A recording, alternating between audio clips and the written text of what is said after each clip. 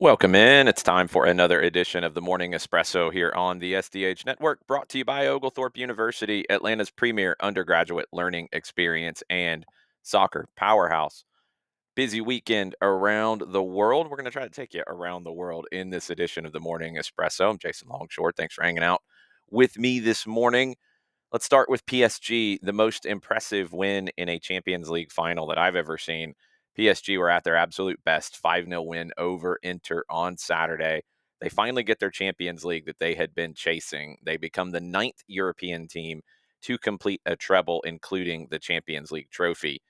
Inter was on for a treble, honestly, not that long ago, and they end up with no trophies this season. It's funny how the narratives go, right? Because for years, and I've subscribed to the theory that PSG's lack of real pressure in France, it's worked against them. It's made it difficult for them in the later rounds in Europe, where you win the domestic title so early, you don't have games that matter, and you're not as battle tested when you go into these late Champions League matches. It's been a conversation that I believe in. Now, for some, that's being cited as the reason why they were able to win this match so thoroughly, which isn't fair. It's just not really fair to put it down to that, because that's been a criticism in the past. Now it's seen as an advantage. It's neither, it's a factor. And I think what Luis Enrique has done after they won the league title to be able to keep his squad ready for these games, you have to give Luis Enrique credit. He's been the best coach in the world this season and one of the best coaches in the world ever since he started coaching. That's a narrative that's not fair, because has it been a factor for the team at times in the past where they have not performed well in Champions League? Yes. Could it have been a factor here? Yes. Was it? No. They ended up dropping a couple of matches domestically after they sealed the league title, but he's been able to get them going again. He becomes the seventh manager to win the Champions League with two different teams. He also joins Pep Guardiola as the only two managers to have achieved two European trebles. He's also challenged his team to keep going, to add another trophy to the cabinet, because they are getting ready to play in the Club World Cup. Luis Enrique said the Club World Cup is an incredible competition, not the same as Champions League yet, but it will become something that all the best teams in the world want to win. And we want to finish the season in style, and that would be the cherry on the cake, our fifth trophy this season if we pull it off. Love to hear that, because I wondered about these two teams specifically, what it would look like for them in Club World Cup. PSG sounds like they want to keep going. Can they?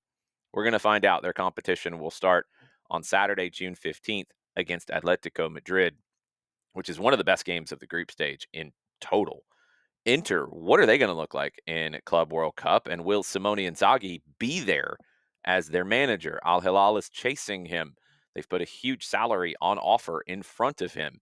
He's lost two Champions League finals in 3 years with Inter. Is he ready for a new challenge? This group's going to have to be overhauled. It's the oldest team in Europe among the top five leagues. If he leaves and goes to Al Hilal, does he start there with the Club World Cup? Because they want to bring somebody in for that. That could get interesting. What happens to Inter in the Club World Cup? Who are they going to go get as their manager if he leaves?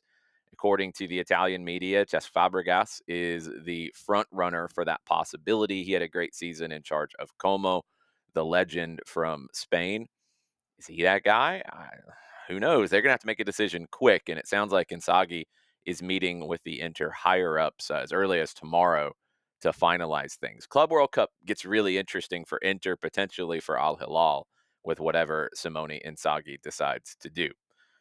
More continental finals this weekend. Cruz Azul, they decided to keep rolling with this 5-0 scoreline, because that's what they did last night in Mexico City over the Vancouver Whitecaps, the most lopsided CONCACAF final since 1990. Cruz Azul had it sealed with their second goal before the half-hour mark. Very poor from Vancouver. Two bad giveaways led to the first two Cruz Azul goals, and as a wrap after that. What's interesting for them is Vicente Sanchez. He took over early in the season after Cruz Azul's manager left, and there were threats of lawsuits and all kinds of drama. He's likely going to be let go after this title because they did not get the job done in the Clausura. They were eliminated by Club America. And it's interesting now that they have won 7 CONCACAF championships and they are tied with Club America for the most titles in the history of CONCACAF. Vancouver had no shots in this match, literally no shots. They never got going. They were thoroughly beaten. First team in, I think, statistical recorded history to not have a shot on target in the final. Let's go to Africa. Another champion was crowned Pyramids FC, the ambitious Egyptian club. They claimed their first ever Champions League title. They beat Mamelodi Sundowns 2-1 in Cairo, a 3-2 aggregate win for Pyramids. We talked about it with Sundowns. This is a high scoring team from South Africa, but defensively, they've been a liability, and they were in this match. They're going to be an interesting one to watch in the Club World Cup with a high powered offense, but a defense that has given up goals at this level. Going to be fascinating. Pyramids not going to be in this edition of the Club World Cup, but they will be in the next one in 2029. LAFC, they will be in this edition of the Club World Cup. Denny Boanga's 115th minute goal late Saturday night. That completed the comeback. LAFC conceded first. Club America couldn't hold on. They conceded right before the end of regulation time. And then Boanga ended up winning it in the 115th minute, a combination with Olivier Giroud. LAFC goes into a group with Chelsea, Esperance of Tunisia, and Palmeiras. Their first match will be here in Atlanta against Chelsea on June 16th. The win comes with a $9.55 million ticket to the competition. It was the biggest prize ever won by an MLS team in a single match. Now, that prize money has become a point of contention with the MLS Players Association. It's the most lucrative competition that MLS clubs have ever participated in. The league and the players not on the same page about how the bonuses will be paid and how the percentages will be worked. You saw a protest yesterday by Seattle Sounders players. The MLSPA put out a statement. This is not a unique conversation to the United States. This is happening with other clubs around the world as well. This happens pretty regularly when we start talking about World Cups and the amount of money on offer and how much of that goes to the players and how much of that goes to the clubs. MLS's structure does create a few other additional, I don't know, characteristics to this discussion because of the single entity structure. It needs to get sorted out. Everybody needs to get on the same page. It's a bad look that it's become public in this way, and everybody needs to get it resolved before the competition starts for these teams. It's different. And again, like I said, this is not something that's unique. You have other clubs and players that are having these discussions and sometimes contentious ones. This one's in the public eye now, and it needs to get sorted out by both sides quickly. Another nugget on the Club World Cup, Manchester City midfielder Mateo Kovacic, he is ruled out of the competition. He had to have surgery on an Achilles injury, Manchester City announced today. They're working on a deal, and I don't know if it's going to get done in time for the Club World Cup. They're trying to get Ryan Out-Nouri from Wolves. They need a left back desperately. They're trying to get him in place. They've said they want to get all their deals done before Club World Cup. They've got about 8 more days to get this one done before the 10th, which is the deadline. Let's move over to Minnesota, the U.S. women's national team. 3-0 win comfortably over China on Saturday afternoon. Last time out was a 2-1 loss to Brazil. This was a good response. Twice in the first half, they got on the board. Catarina Macario in the 11th or in the 28th minute, her 11th goal. Sam Coffey with a great goal 7 minutes later. Lindsay Heaps added the third goal in the second half. Really good win for the U.S. women's national team on Saturday. The U.S. women's U20s booked their spot for the 2026 FIFA World Cup at the U20 level. 3-1 win over Puerto Rico in the CONCACAF Women's U20 Championship. Canada and Mexico have also booked their spots at the World Cup. The semifinalists in this competition will go to next year's U20 World Cup on the women's side. The U.S. will be part of that. Let's take a look at the local side of things in the WPSL. Decatur FC, they remain unbeaten. They defeated the UFA Gunners 2-0 on Friday night in front of a big crowd in downtown Decatur. The Gunners, though, they answered back last night with a win in Canton over the Georgia Impact 2-0. Impact had more of the play, but the Gunners were able to convert on their chances, and the Impact were not. The 2 unbeaten teams in the Peachtree Division meet tomorrow night in the Scenic City. Chattanooga FC hosting Decatur. That'll be a fun one to watch on WPSL TV. Georgia Impact will host Atlanta Fire United on Wednesday night. and then more games on Friday. We'll get to those later in the week.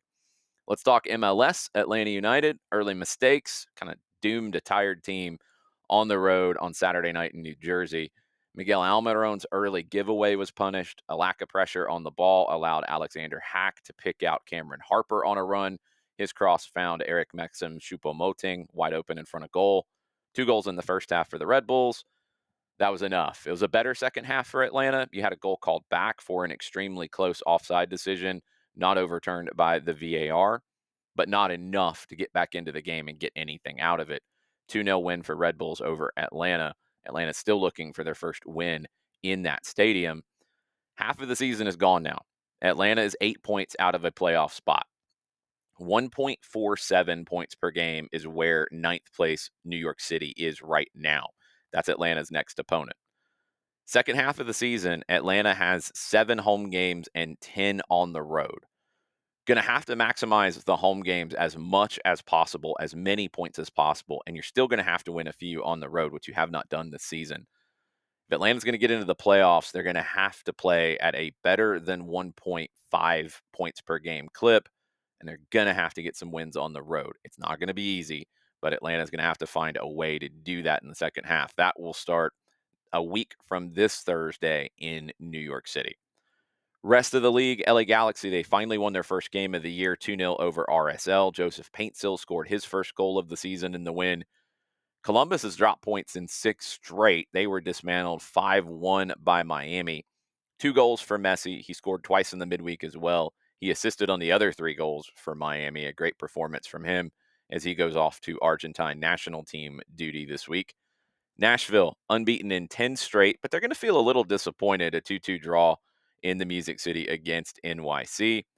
Orlando, they have lost 3 of their last 4 in all competitions. They had a 12-game unbeaten run ended.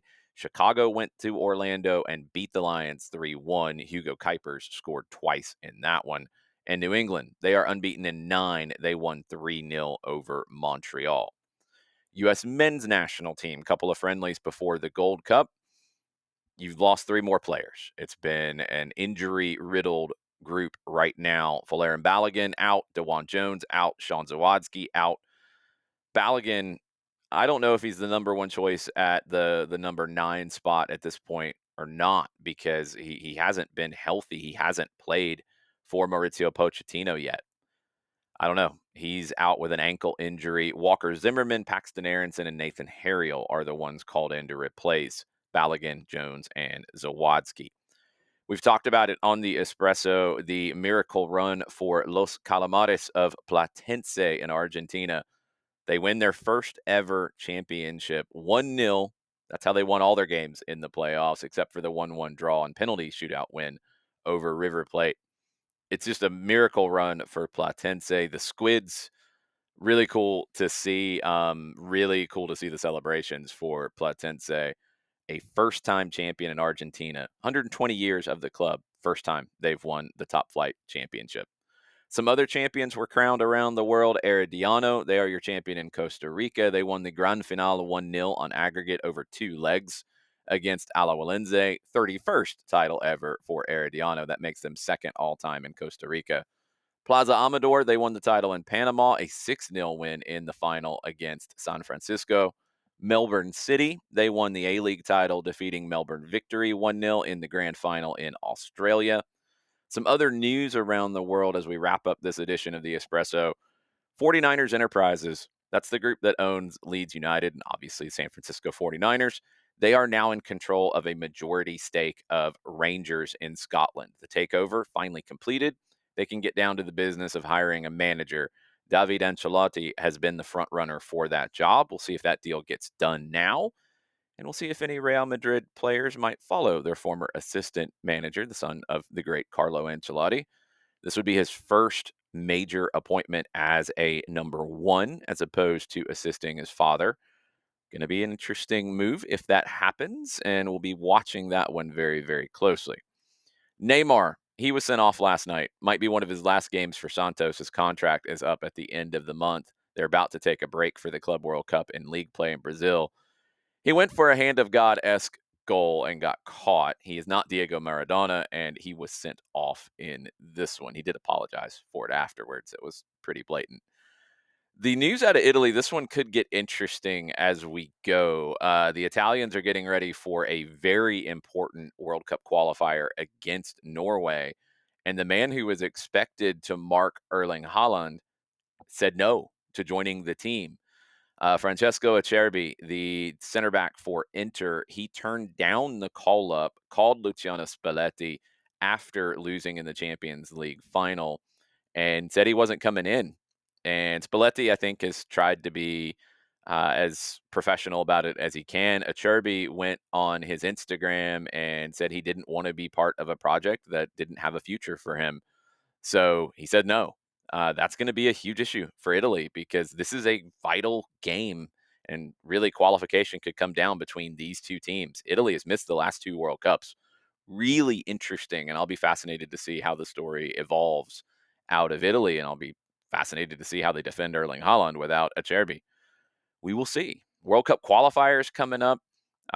You've got Nations League games in Europe coming up. You've got international friendlies on the men's and the women's side.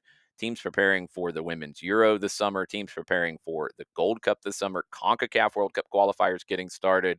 Club World Cup right around the corner. Everything happening right now in the world. And every week or every day during the week, we will get you posted on all of it with the Morning Espresso.